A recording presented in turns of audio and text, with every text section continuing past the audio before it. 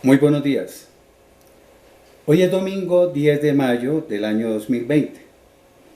El título de este mensaje es "No necesitas asistir a un templo para conservar tu fe".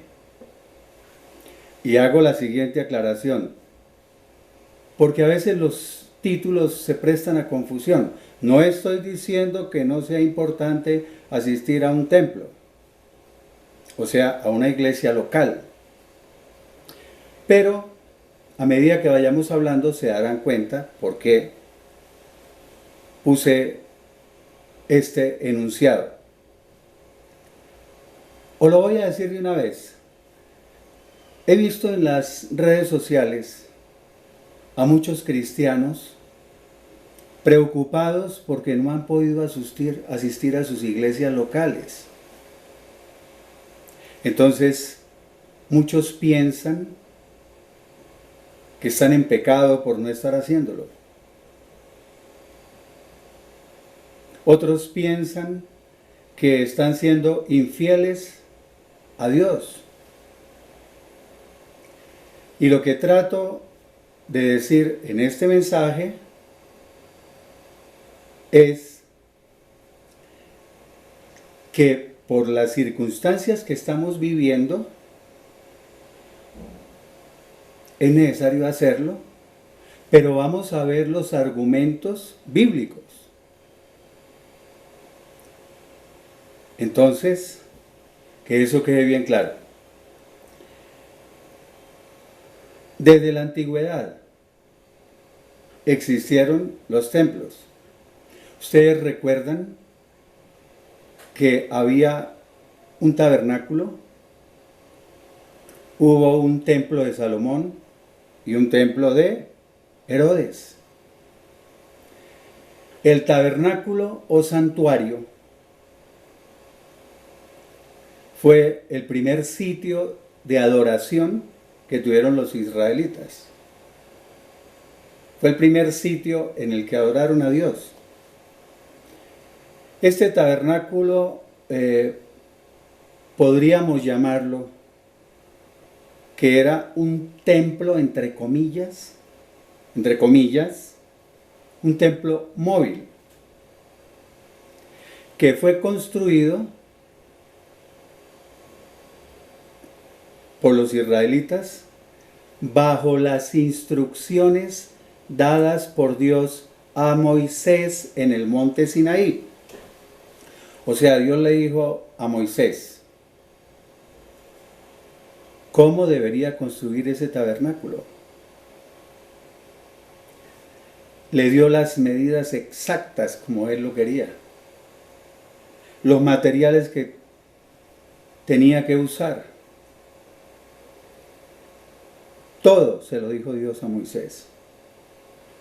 Acuérdense que ese tabernáculo estaba compuesto por 3 partes. El atrio, que era lo que quedaba al aire libre. En segundo lugar, el lugar santo. Y en tercer lugar, el lugar santísimo. Entre el atrio y el lugar santo había un velo que los separaba. Lo mismo que entre el lugar santo y el lugar santísimo había otro velo que separaba estos dos lugares. En el lugar santísimo se encontraba la presencia de Dios. Y en ese lugar santísimo solamente entraba el sumo sacerdote, o sea, el Pontifex Maximus, una vez al año, para hacer la expiación de los pecados de todo el pueblo. Pero bueno, ese es otro tema. Yo tengo 2 predicaciones en YouTube, no recuerdo si ya las subí o no, donde hablo sobre el templo, lo del sacerdocio y todas esas cosas. Esto es importante mencionarlo para entender unos puntos más adelante. Ese tabernáculo era como una tienda, digámoslo así, unas carpas. Hagan cuenta como un circo.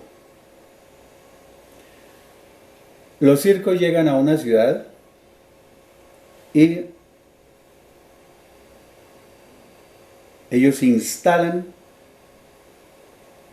las carpas durante la temporada que van a estar ahí. Tan pronto termina la temporada, vuelven a desarmar todas esas carpas y la silletería y todo. Así era este tabernáculo. Los israelitas iban por el desierto y transportaban ese tabernáculo. Llegaban a un sitio donde iban a permanecer un tiempo y lo armaban. Tan pronto se iban de ahí, volvían a desarmar, exacto que un circo, para que quede bien claro. Pero después vino el primer templo. Según la Biblia, el primer templo fue construido por el rey Salomón. Nosotros sabemos que Salomón era el hijo del rey David. Y este primer templo fue para reemplazar el tabernáculo. Y que fuera el único centro de culto o de adoración para el pueblo judío. Este primer templo fue destruido por los babilonios. Y el segundo templo fue reconstruido y ampliado por Herodes. Pero también fue destruido por las tropas romanas que estaban bajo el mando del general Tito. Y esto ocurrió en el año 70 después de Cristo. Lo único que quedó del segundo templo, o el templo de Herodes, fue el muro de las lamentaciones o el muro de los lamentos, allá en Jerusalén, donde va la gente a visitar ese muro, que es el muro occidental, lo que quedó. Es importante mencionar que el Señor Jesucristo, una de las grandes profecías que hizo, fue cuando los discípulos, esto que les voy a decir está en Mateo, Marcos, Lucas, los discípulos salieron una vez y le dijeron al Señor Jesucristo, refiriéndose al templo, le dijeron, mira esta edificación, mira este templo, tan hermoso, tan lujoso, adornado con piedras preciosas, construido en oro. ¡Qué majestuosidad de templo! Y el Señor Jesucristo le dijo, ¿ven todo esto? No quedará piedra sobre piedra. Cuando el Señor Jesucristo vino a la tierra, estaba el templo de Herodes. Y efectivamente no quedó piedra sobre piedra porque fue destruido en el año 70, como lo dijimos, después de Cristo. Yo siempre he pensado que el Señor Jesucristo sabía, obvio que Él es omnisciente, ¿no? Él todo lo sabe, anticipadamente. Él sabía que la gente iba a tener la tendencia a idolatrar las cosas, incluido el templo. Ya estaban diciendo que esa edificación tan hermosa, tan lujosa, piedras preciosas, que el oro y que no sé qué. O sea, ya estaban prácticamente idolatrando ese templo. Ese segundo templo, el primer templo y el segundo templo, fueron hechos en cemento, ¿no? Esos ya no eran de los que se podían cargar. Pero se hicieron con los mismos espacios, un atrio, un lugar santo, un lugar santísimo, y con los respectivos velos que separaban un sitio de otro. Pero el Señor Jesucristo ya sabía lo de la idolatría. Entonces, incluso, les digo más, Él no solamente profetizó que ese templo de Herodes iba a ser destruido tal como fue hecho, sino cuando Él murió, ustedes pueden leer eso en Mateo 27:51. Cuando el Señor Jesucristo murió, recuerden Mateo 27:51, el velo del templo se rasgó en dos, de arriba abajo. ¿Cuál velo del templo? El velo que separaba el lugar santo del lugar santísimo. Recuerden que en el lugar santísimo estaba la presencia de Dios. El sumo sacerdote, que dijimos que entraba una vez al año al lugar santísimo, donde estaba la presencia de Dios, y entraba a expiar los pecados del pueblo judío,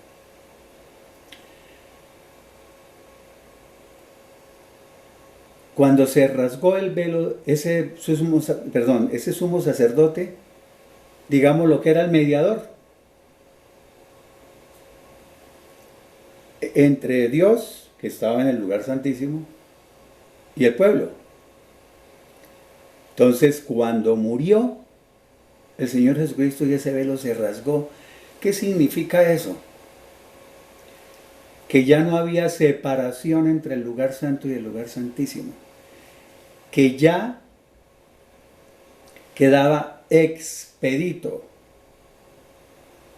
quedaba libre el camino para entrar directamente a la presencia de Dios. Y no solo eso, que ya no se necesitaba un sumo sacerdote terrenal. Ya el único mediador es el Señor Jesucristo. Por eso, otra predicación que tengo es sobre el Señor Jesucristo es el único sumo sacerdote, el único pontifex maximus o sumo pontífice. O sea, ese que hay por ahí ahorita en la tierra, ese está usurpando el lugar de Cristo. Entonces, quedamos en comunicación directo vía satélite con Dios y con el Señor Jesucristo como único mediador. Entonces sigo insistiendo, es como si Dios hubiera tenido planeado ya que eso del templo tenía que acabarse. Y vamos a ver con la palabra de Dios, porque eso es sustentando con la Biblia. Cualquier cosa que yo diga tiene que tener el argumento bíblico. En Hechos 17:24 dice, perdón, me disculpan pero es que no quiero que me quede nada. Y por eso es que cuando comenzó el cristianismo, los primeros años del cristianismo, o los primeros siglos, los cristianos, ¿dónde se reunían? Se reunían en las casas. ¿Ya? Hasta que vino Constantino, pero ese es otro. No, es larguísimo todo ese. Pero los cristianos se reunían en las casas. Hechos 17:24, pónganle cuidado lo que dice. El Dios que hizo el mundo y todas las cosas que hay en él, es el Señor. El Señor quiere decir el amo y dueño del cielo y de la tierra. Pero mire lo que dice. Y no habita en templos hechos por manos de hombres. O sea, Dios no vive, no mora o no habita en templos construidos por seres humanos. Porque es que esa es una de las cosas que quiero dejar bien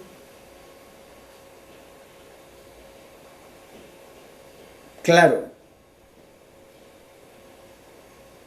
Porque ustedes han escuchado, yo lo he escuchado,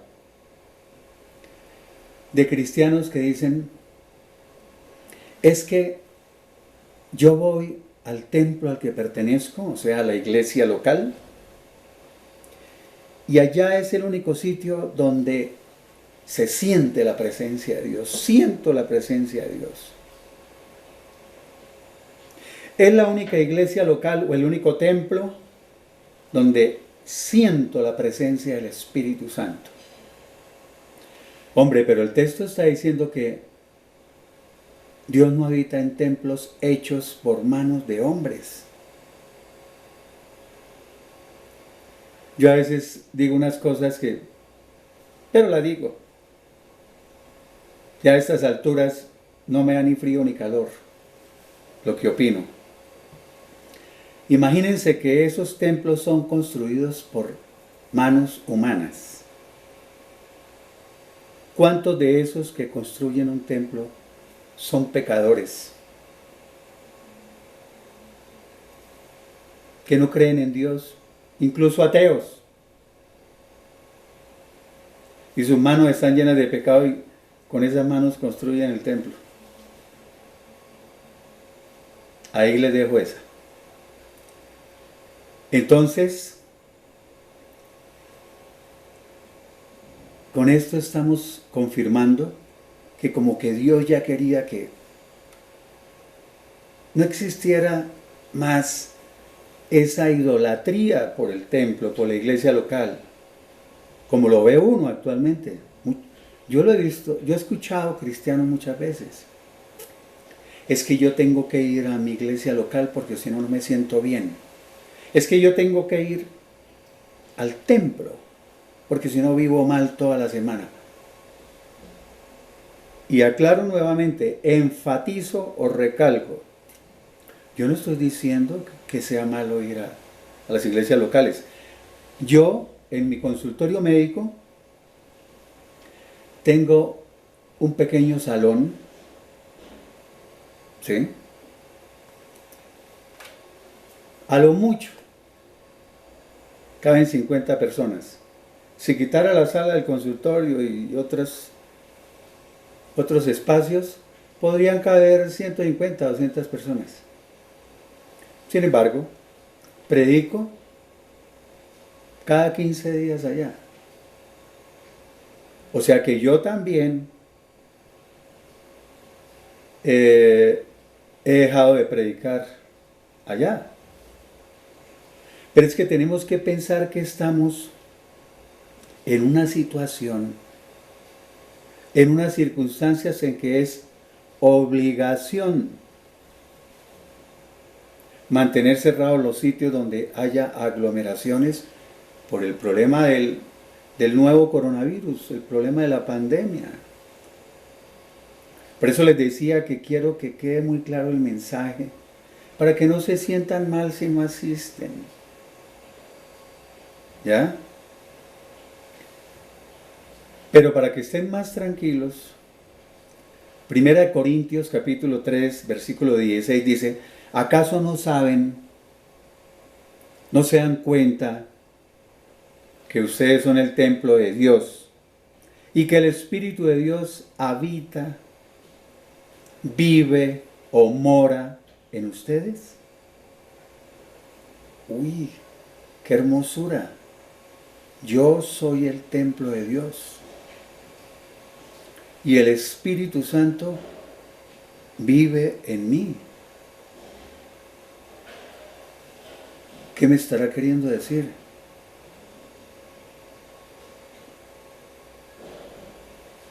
Que yo soy el templo de Dios, el templo del Espíritu Santo.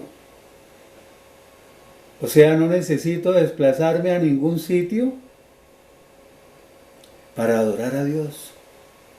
1 Corintios 6, 19 dice, ¿O acaso ignoran o no saben que su cuerpo es el templo del Espíritu Santo, el cual, o sea, el Espíritu Santo, habita o vive en ustedes y que lo han recibido de parte de Dios y que no son de ustedes?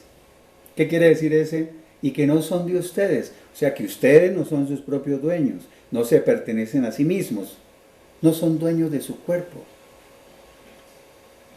Es como si estuviera diciendo que el dueño suyo ahora es el Espíritu Santo. Y usted es el templo donde el Espíritu Santo llega a vivir, a morar. Entonces, ¿es importante la iglesia local? Sí. ¿Es importante asistir al templo los domingos o 2 veces en la semana o todas las veces que usted quiera ir? Sí. Pero mientras pasa esta situación, con todos estos textos que estamos leyendo, vamos a quedar tranquilos si no asistimos por una temporada. Dios mediante, ¿no? Porque le quiero hacer una pregunta. La contesta allá en su casita. Supongamos que las iglesias locales o los templos no se pudieran abrir nunca más. ¿Perdería usted su fe? O sea, ¿si es de débil su fe? Yo personalmente no la pierdo. Por el contrario, mi fe aumenta a medida que veo todas las cosas que están ocurriendo. Otro día hablo sobre los últimos tiempos y las cosas que se van a presentar. Esta es una degustación, lo que está ocurriendo con el nuevo coronavirus. Es una pequeña degustación de lo que va a venir. Pero bueno, ese es otro tema. Pero mi fe aumenta, créanme. Sin embargo, uno ve desfallecer la fe de muchas personas porque no pueden ir al templo, hombre. Voy a mencionarles rápidamente 4 textos parafraseados y editados, pero rápidamente. Primera de Corintios 6, Efesios 1:13. Efesios 1:13. Dice, cuando creyeron en Cristo, ustedes fueron sellados con el Espíritu Santo de la promesa.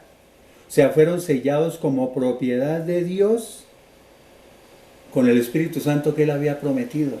Usted está sellado con el Espíritu Santo. El Espíritu Santo vive dentro de usted. Es que a veces no nos la creemos. Uy, no, ¿cómo va a ser posible que el Espíritu Santo viva dentro de mí, que yo sea el templo? Acuérdense que cuando yo me arrepentí verdaderamente y me convertí a Cristo en forma verdadera, inmediatamente el Espíritu Santo llegó a morar dentro de mí. Hizo la regeneración, nací de nuevo. Romanos 8:11 dice, el Espíritu de Dios habita o vive en ustedes. Entonces, aquí viene algo muy importante para analizar y aclarar. Cuando esa persona dice, es que yo tengo que ir a tal iglesia local, a tal templo, porque si no, en otra no siento la presencia del Espíritu Santo, eso es mentira. Porque el Espíritu Santo está con nosotros, vive dentro de nosotros, habita dentro de nosotros.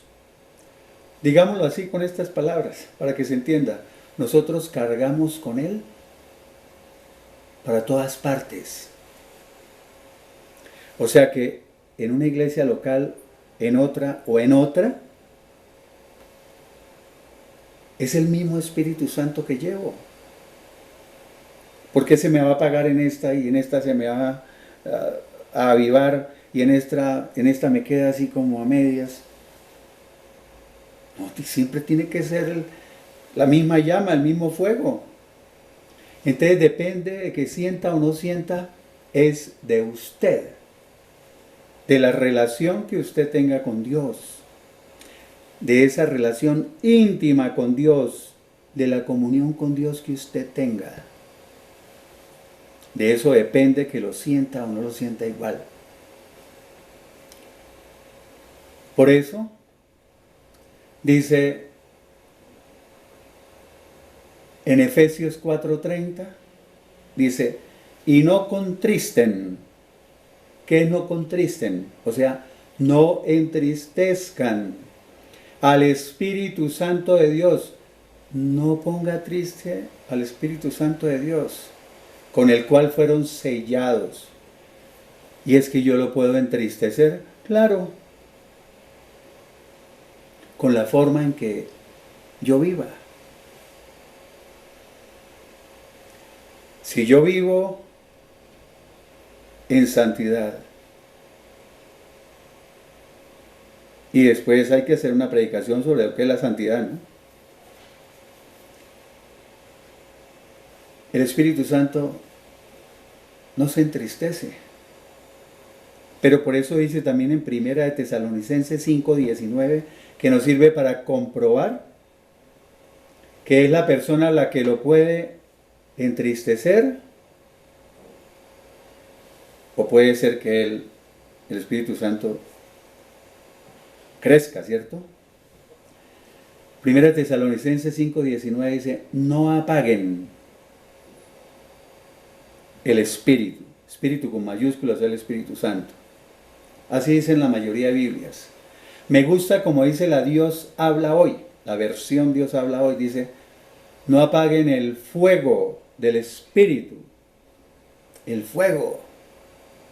O sea que usted puede apagar el fuego. Como en una cocina cuando usted pone el fuego en alto o lo pone en bajito. Así es con el Espíritu Santo. Depende de mí si quiero mantener la llama bien prendidita o apagadita. La Nueva Traducción Viviente, otra versión de la Biblia, le agrega otra palabra. No apaguen el fuego del Espíritu Santo. Pero la versión de la Biblia, traducción en lenguaje actual, dice, no alejen de ustedes al Espíritu Santo. ¿Sí ven que depende de nosotros mismos? Porque si no, no diría, no entristezcan al Espíritu Santo, no apaguen el fuego del Espíritu Santo. ¿Ven? No alejen de ustedes al Espíritu Santo.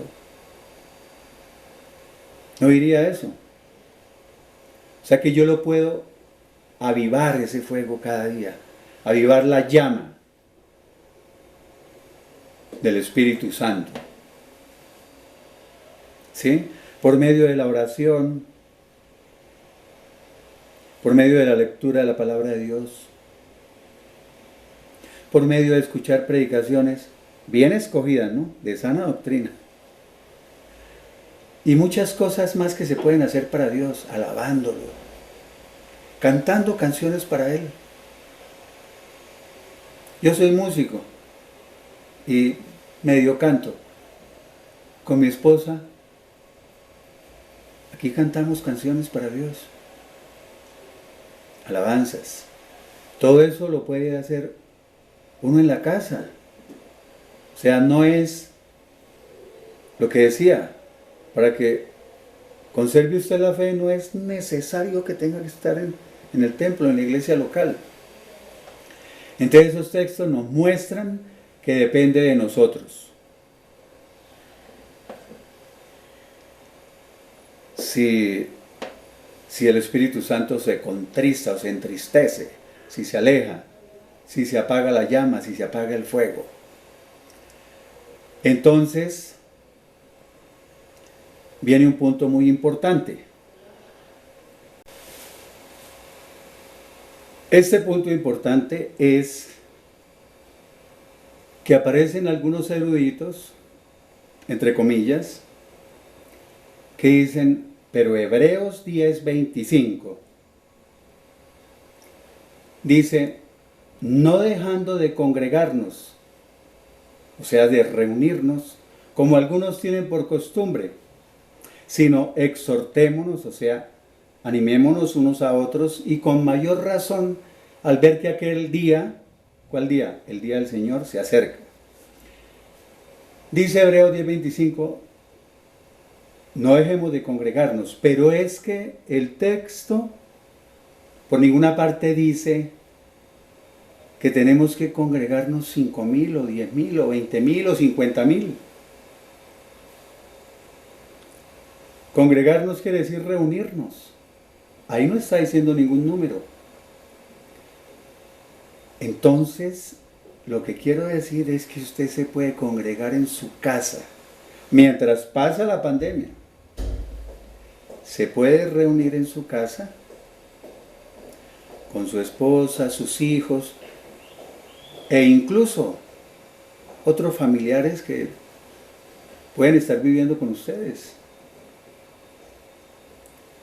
No dejemos de congregarnos como algunos tienen por costumbre. Aquí también hay que hacer otra aclaración. El texto se está refiriendo a personas que muchos conocemos, ¿no? Que van a la iglesia local o al templo de vez en cuando. A eso se refiere también. A esas personas tibias o cristibios que se levantan un domingo y dicen, no, tengo pereza, quiero dormir otro rato. Y dejan de ir a la iglesia por quedarse durmiendo.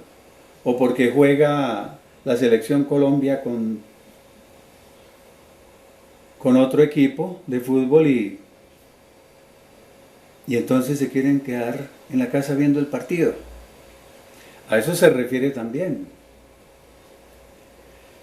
Pero lo más importante de este texto es que no dejemos de congregarnos.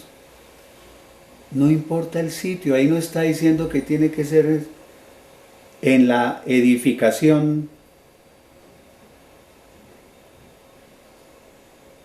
que llamamos templo. Es que el templo es un edificio, una edificación.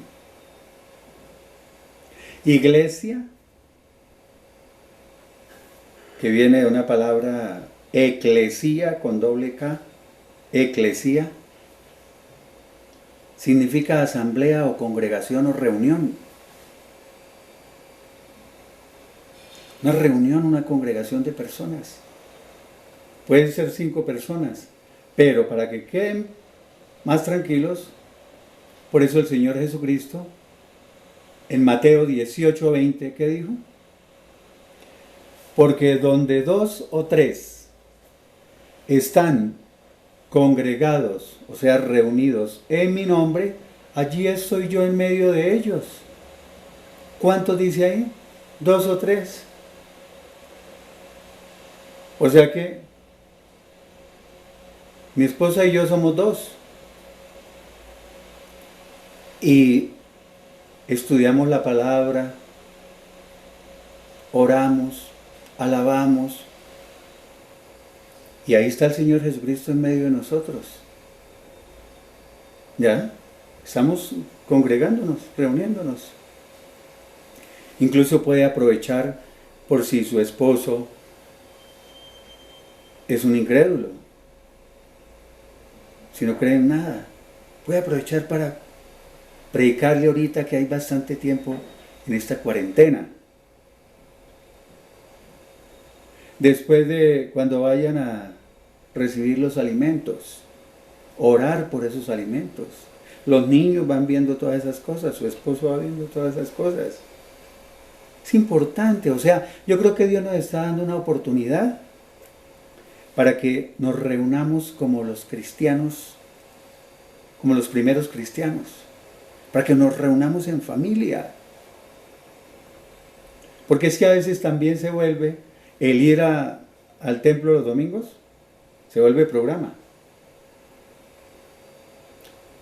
Yo llevo 22 años en los caminos de Dios y tengo que admitir que el primero, segundo año, tercer año, como los 3 primeros años, para mí el domingo era como un motivo como de alegría, pero era porque allá me iba a encontrar con los amigos, de pronto me tomaba un capuchino, un mocachino con algunas personas, pasaba por la librería, miraba libros, o sea, pasaba muy bien el tiempo en esa mañana, toda la mañana.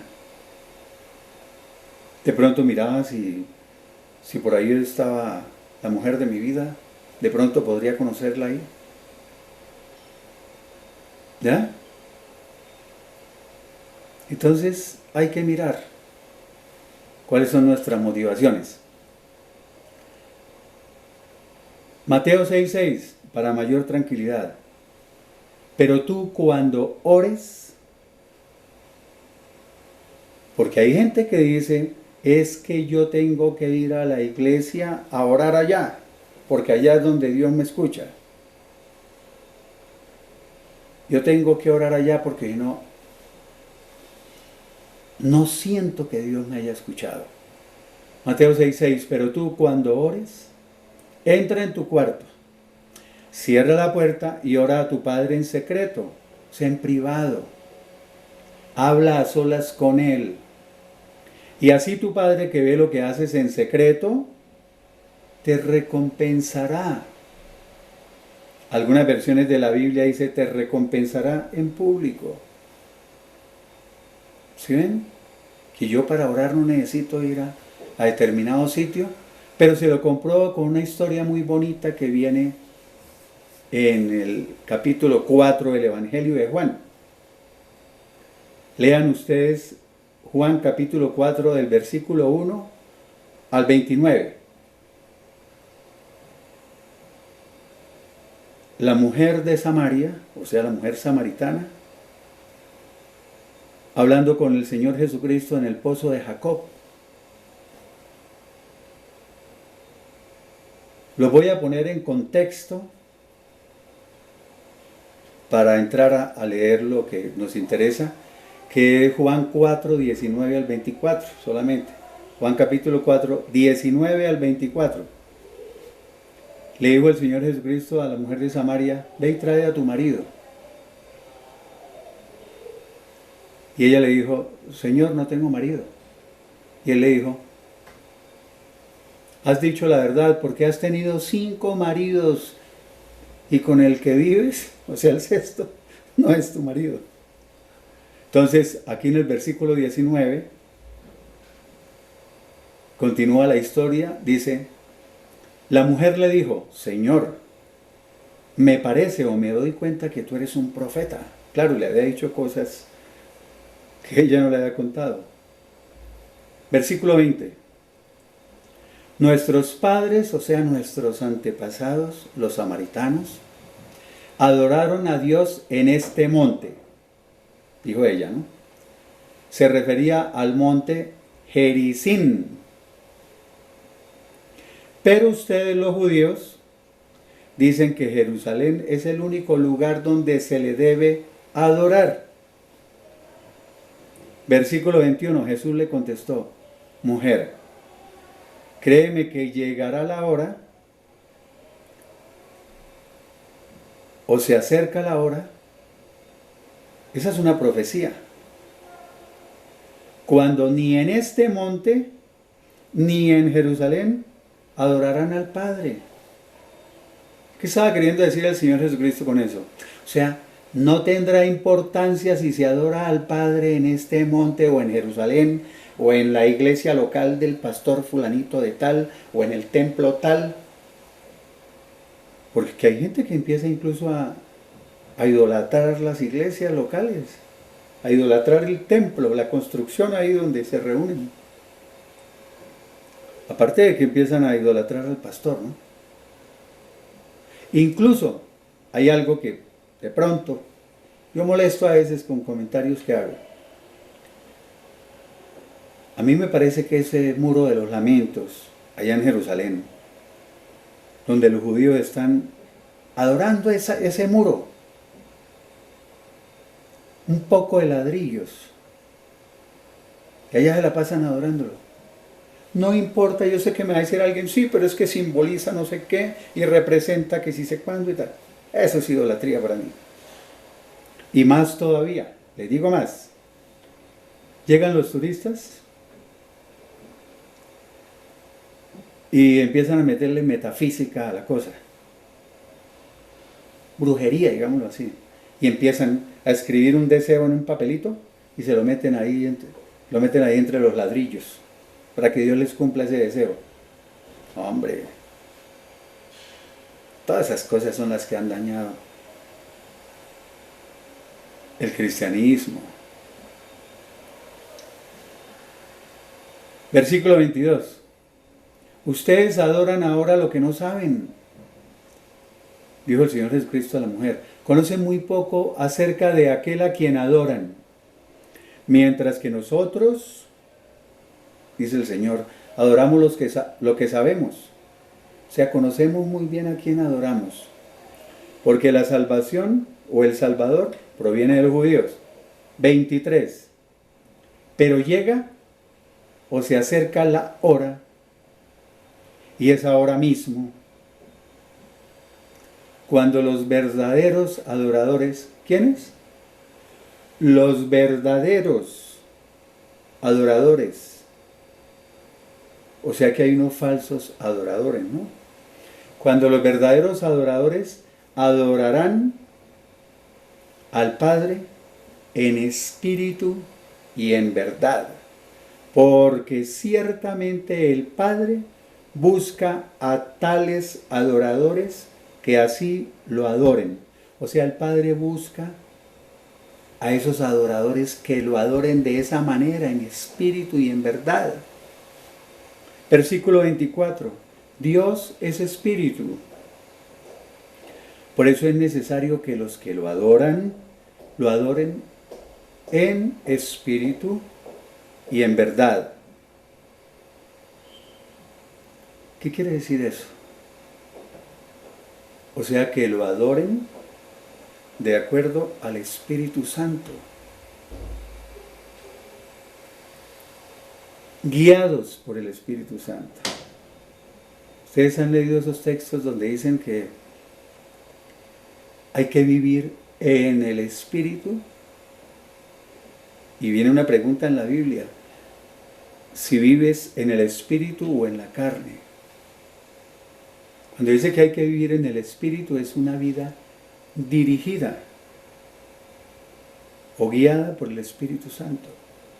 Por eso dice que hay que adorarlo en espíritu y en verdad, o sea, de una manera verdadera. Y dice Romanos 13:1, y los pongo en contexto antes de decir estas cosas.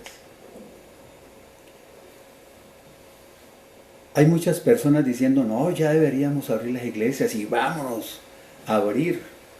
Pastores diciendo que ya, que hay que reunirnos y que congregarnos. O sea, a mí me parece eso un poquito irresponsable. 3,000, 4,000, 5,000, 10,000, 20,000 personas en un sitio, encerrados, transmitiendo el virus. Entonces tenemos que ver lo que dice la Biblia también en cuanto a eso. O sea, el gobierno puso unas normas y hay que obedecerlas. Por eso Romanos 13:1 dice, sométase toda persona, ¿a quiénes? A las autoridades superiores, a las autoridades públicas o gubernamentales, dice otra versión de la Biblia. Porque no hay autoridad que no provenga de Dios. Y las que hay, por Dios han sido establecidas. Tenemos que someternos a lo que digan las autoridades, porque son puestas por Dios. Y entonces vamos a leer 2 textos de Proverbios donde nos dice claramente cómo actúan algunas personas en esta situación que estamos viviendo. Proverbios capítulo 14, versículos 15 y 16. Dice, el simple,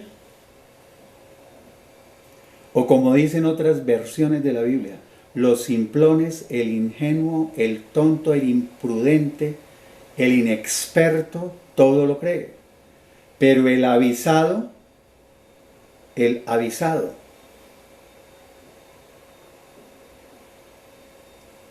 o sea, el prudente, el astuto, el sagaz, mide bien sus pasos, mira por dónde anda, se fija bien por dónde va, examina cuidadosamente todas sus acciones. ¿Está hablando de quién? Del prudente. Pero aquí dice exactamente de quién habla el versículo 16. El sabio. ¿El sabio? Sí, pero no el sabio de este mundo, ¿no? No la sabiduría terrenal. Que Santiago dice que la sabiduría de los hombres terrenales es natural, carnal, terrenal, diabólica. No, estamos hablando de el sabio que tiene sabiduría de lo alto, sabiduría del Altísimo. Dice, el sabio teme y se aparta del mal. O como dicen otras versiones, dice, el sabio es precavido y evita el peligro. Piensa 2 veces las cosas. Pero el insensato, ¿cuál es el insensato? El necio. Yo le agrego el bruto. Es insolente y confiado.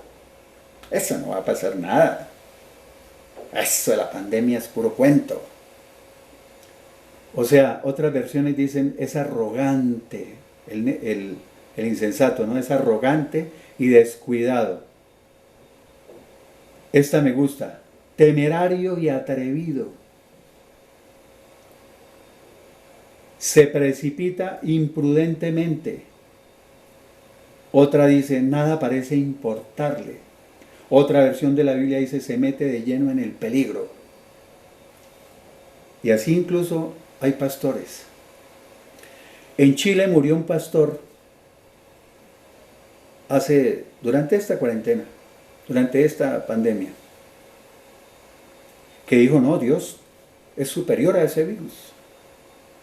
Yo estuve analizando los videos. Ajá. Es que Dios tiene mucho más poder que esta pandemia. Y vamos a reunirnos. Y yo estoy de acuerdo, Dios puede acabar con este virus en el momento que Él quiera. Él es todopoderoso. Pero no es que no sabemos la voluntad que Él tenga. ¿Cuál será su voluntad? ¿Y qué pasó? A las 2 semanas murió. En Estados Unidos también otro pastor conocido. Han muerto varios, pero me refiero a esos 2 que fue los que yo analicé, que no eran falsas noticias, ni verdaderas y pastores conocidos. En Estados Unidos. Lo mismo. Pastor de 60 y pico de años. No que eso, la fe. Dios nos quiere llenos de fe reuniéndonos. Y voy a decir otra cosa que no gusta.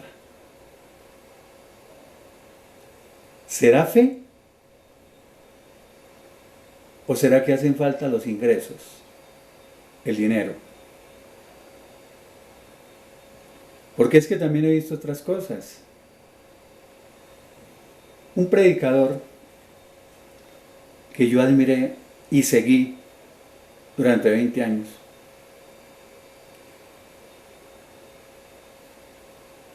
Comenzó en contra del virus. Así que el virus, no, que eso era una gripita. que eso con un suerito eso se quitaba. Así dijo. Y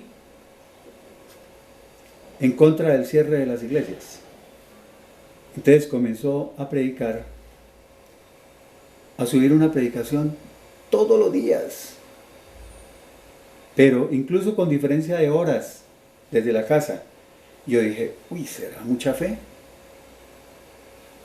Estuve oyendo las predicaciones y él repita y repita y repita lo que uno le ha escuchado durante 20 años. Dije, ¿qué será? Vi el número de vistas, 50, 60, 70 mil. Y yo no sé por qué Dios me puso algo que se llama Social Blade, Social Blade con B larga. Y entré. Y cuando vi las ganancias tan económicas, el dinero que gana por subir esas predicaciones, entonces dije, ¿será fe? Entonces, también ocurrió en Colombia con otro predicador que yo también escuchaba, buen predicador. Lo mismo el otro es buen predicador, tiene bastante conocimiento. Este que les voy a decir también, es buen predicador y sana doctrina, pero me desilusionó un poquito. Les voy a decir por qué. Cerró la iglesia. Tuvo que cerrar la iglesia. Y entonces salió diciendo, no, que ahorita tuve que cerrar la iglesia, pero voy a seguir predicando online, y esto y lo otro, y que no sé qué, y ta. Y comenzó a predicar, pero entonces también empezó a subir predicaciones, pero cada momentico. Y lo mismo, él tiene muchos seguidores, muchos suscriptores y muchas vistas. Yo con estos videos escasamente, en esta cuarentena el que más ha tenido es como 120 vistas. Pero ese también son 40, 50 mil, 60 mil. Pero me llamó la atención que al finalizar la predicación dio 7 cuentas bancarias para que envíen el dinero. 4 cuentas del Grupo Aval y 3 cuentas de otros bancos.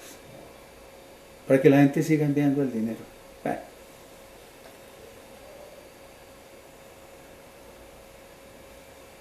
Yo les contaba que predico. Es una iglesia local pequeñita.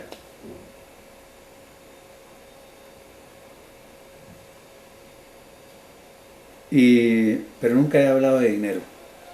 Las personas que asisten saben que yo nunca hablo de dinero porque vivo, gracias a Dios, de mi profesión como médico. Y Proverbios 22:3 para terminar dice, el avisado, otra vez el avisado, el prudente, el inteligente ve el mal, o sea el peligro, y se esconde. Lo evita, se anticipa al peligro, toma precauciones. Pero los simples, y dicen las diferentes versiones de la Biblia, los simplones, los ingenuos, los imprudentes, los insensatos, los tontos, pasan, o sea, siguen adelante, avanzan a ciegas y reciben el daño. O sea, son castigados, sufren las consecuencias. Entonces, tenemos que mirar qué nos está queriendo enseñar Dios con esta pandemia. Son muchas las enseñanzas. Créanme que yo he aprendido muchísimo. ¿Qué nos quiere decir? ¿Será que nos quiere dejar un tiempo sin un lugar grande donde reunirnos para que comencemos a fomentar las reuniones en las casas? Las familias se unan más alrededor de Dios. Entonces lo tenemos que mirar. Ore diariamente. Lea la palabra diariamente, varias horas. Hay mucho tiempo. Tenemos mucho tiempo para estudiar. escudriñar y meditar la palabra. Enséñele a sus hijos, enséñele a su esposo, enséñele a sus familiares. Haga introspección. Mírese hacia adentro. Mire a ver qué necesita cambiar. Yo he encontrado muchísimas cosas que voy a cambiar, les digo sinceramente. Y ese es el mensaje. Dios quiera que esto no se demore tanto como se cree que va a durar, que las iglesias vuelvan a abrir sus puertas para que mucha gente vuelva a asistir, que necesitan ir, pero mientras tanto, somos el templo de Dios y nuestra casa también puede ser un templo. Bendiciones y nos veremos en la próxima.